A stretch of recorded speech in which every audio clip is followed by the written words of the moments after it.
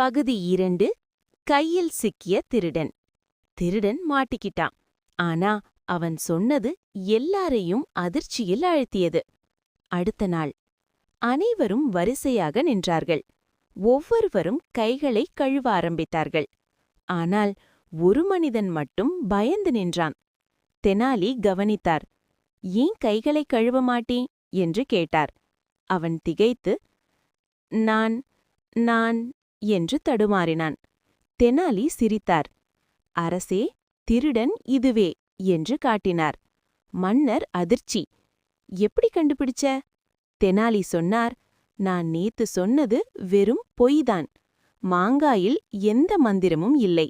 ஆனா திருடன் பயந்து கைகளை கழுவ வரமாட்டான். அனைவரும் சிரிப்பு. ஆனால் அந்த மனிதன் சொன்னான், நான் மட்டும் இல்ல, இதுக்கு பின்னாடி பெரிய ரகசியம் இருக்கு. இன்னொரு ட்விஸ்ட் ஆரம்பம். ஒரு பொய் உண்மையை வெளிச்சத்துக்கு கொண்டு வந்தது.